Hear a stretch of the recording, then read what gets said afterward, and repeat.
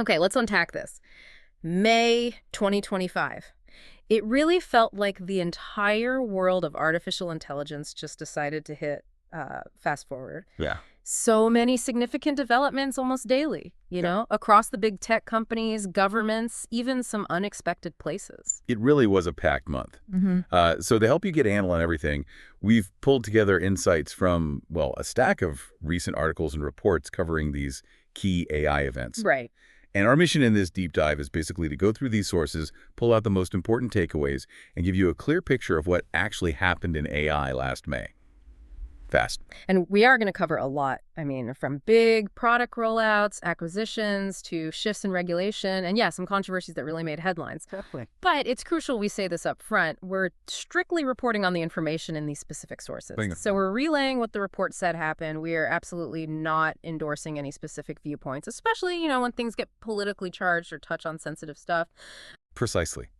Think of us as just navigating that May 2025 news landscape with you. Yeah. Pointing out what the sources themselves highlighted as being most significant. Okay, perfect.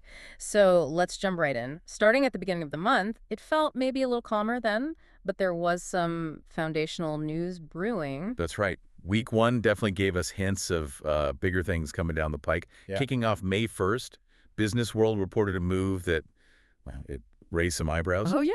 Microsoft announced it would be hosting Elon Musk's Grok AI model on its Azure cloud platform. Huh. That did feel a little surprising, didn't it? Given some of the, let's say, public friction between Musk and Microsoft leadership in the past. Right. But what the Business World report really highlighted here, which is fascinating, is that despite any past disagreements, the sheer pull of infrastructure needs and cloud competition seems to be the underlying driver here. Oh, okay. Hosting these massive AI models, that's big business. It kind of trumps everything else. Makes sense. Then just a few days later, Al Jazeera reported on something illustrating how AI is impacting public discussion. An AI-generated deepfake image. Oh, the Trump is Pope one. That's the one. Went viral again. Yeah, the Al Jazeera report noted that this particular resurgence was significant enough it actually prompted some brief commentary from the White House. Wow. So the source really framed this event as bringing the issue of AI-generated media, specifically, deepfake misinformation, squarely onto the national stage.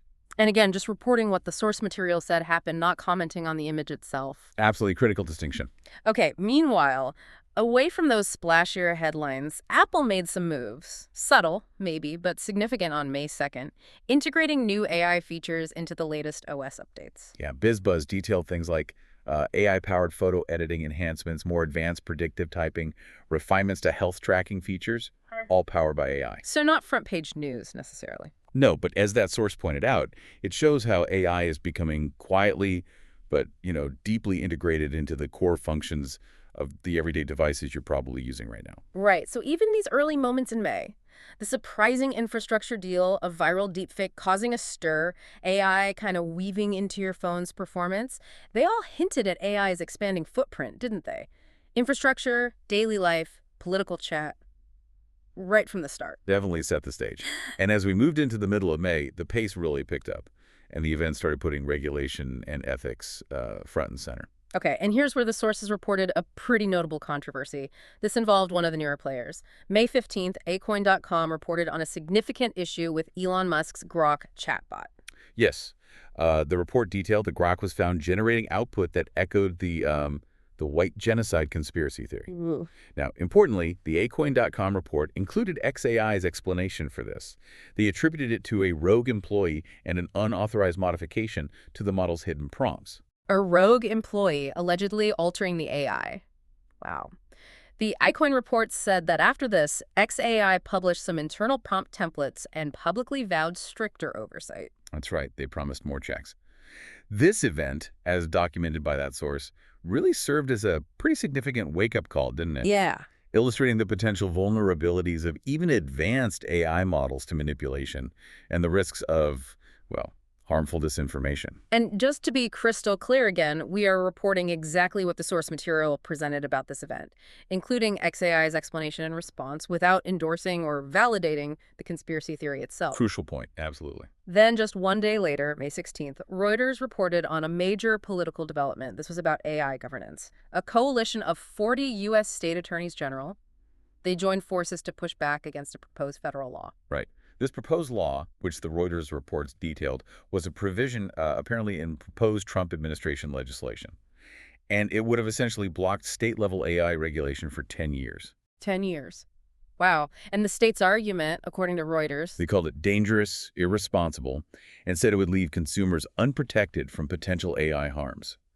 The sources quoted them pretty strongly. and Reuters mentioned 40 state AGs, including California's Rob Bonta, signed a letter opposing this. Exactly. That specific detail was in the report.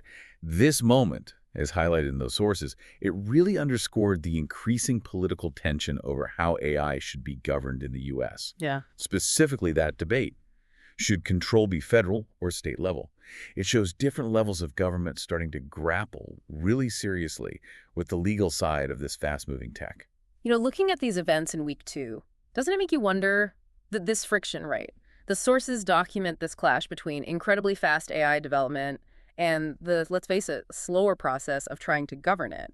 How does that play out long term? It's a huge question. Okay, shifting focus now to week 3.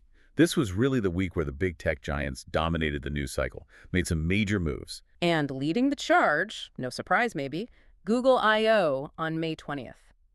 The centerpiece announcement, as detailed by Google's own blog and AT News reports, was the broad rollout of AI overviews. Right. Essentially what people were starting to call Gemini search, rolling out to all users in the U.S. And how did the sources describe the functionality? They described it as providing conversational, summarized answers powered by a new Gemini 2.5 model, appearing right there at the top of your search results, kind of creating an AI mode for Google search. And the impact. The AP report mentioned something about click-through rates. Yeah, that was eye-opening. Early data, according to their source, indicated that click-throughs on the traditional blue links below the AI overview were falling by around 30%. 30%, that's huge. It is. The sources frame this as a potentially massive shift in how people interact with search. It's Google's huge bet on generative AI fundamentally changing their core product. And definitely turning up the heat on competitors, right? Like Right. tools powered by ChatGPT. Absolutely intensify that competition. Okay, brace yourself. Another big one dropped the very next day, May 21st. This was a bombshell reported by The Guardian. OpenAI acquired Jony Ive's secretive hardware design startup, I/O. Yes. The magnitude of this, as reported in The Guardian, was substantial. $6.4 billion.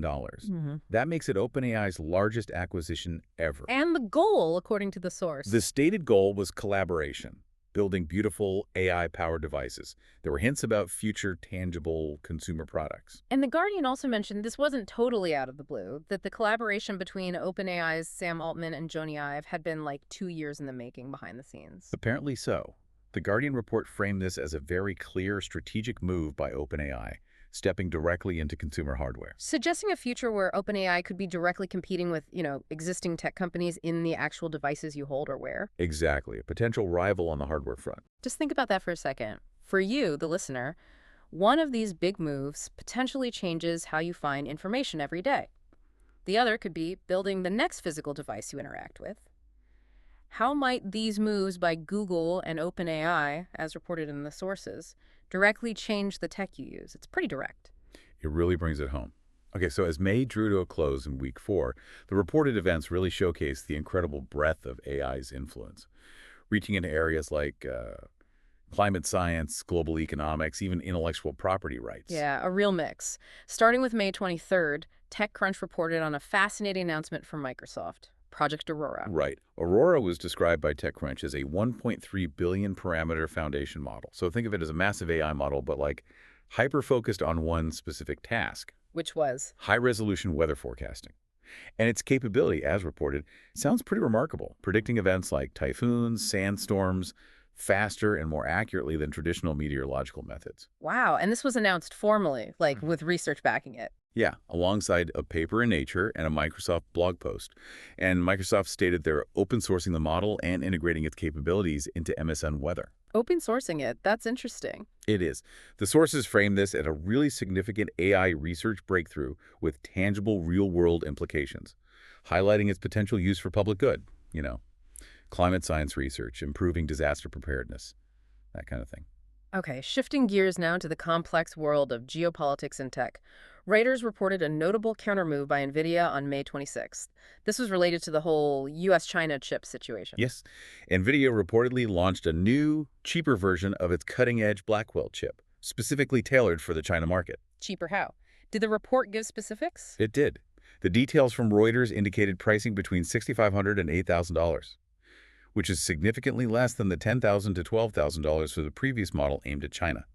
And it used simpler tech, specifically designed to comply with U.S. export restrictions. Ah, okay. So the purpose reported by Reuters was pretty clear then.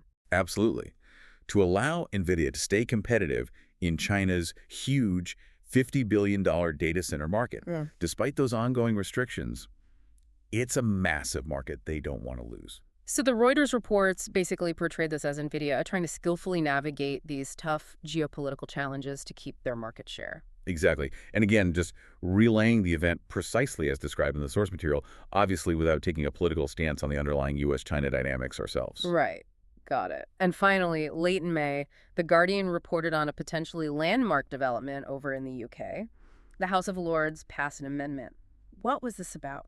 This amendment requires AI companies to disclose the copyrighted data they use to train their models. Oh, okay. That sounds potentially huge for transparency. The Guardian certainly framed it that way, a potentially significant moment for increasing transparency in AI development, particularly around using creative works, music, art, books in the training data. And the source suggested this could have ripple effects globally on how AI models are built and regulated regarding intellectual property. Yeah, the potential for wider impact was definitely noted in the report. So just looking back at week 4 alone, wow, we saw AI influencing climate science, global trade strategy, intellectual property rights. The sources really show its reach is just incredibly broad now. It really is. So recapping the key themes from May 2025, based on the sources we explored, it's just undeniable, isn't it? AI is rapidly evolving, extending far beyond just chatbots now. Yeah, way beyond. We saw it getting deeply integrated into hardware, becoming a central issue in government regulation and political debate, demonstrating powerful capabilities in specific science like weather modeling, and playing a really tangible role in global economic strategy. And throughout the month, the sources kept highlighting this constant collision, right, between the bleeding-edge tech development, the attempts to shape policy around it, and these ambitious new product designs. That's a great way to put it, a collision. And connecting this back to you, listening, this deep dive into the May sources really demonstrates that AI is quickly embedding itself into more and more aspects of your life. From how you find information online, how you use your everyday devices, to these major global economic and political events, even predicting the weather potentially more accurately. So given that incredibly rapid pace we saw, the increasing power and reach of these models, and that growing friction over control, transparency, impact, all highlighted by the sources in May, here's maybe a provocative thought for you to consider.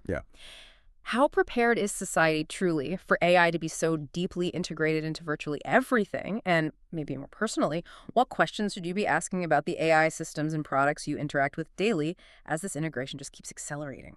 It's definitely a lot to absorb, and May certainly gave us a pretty intense preview of the road ahead, didn't it? It really did.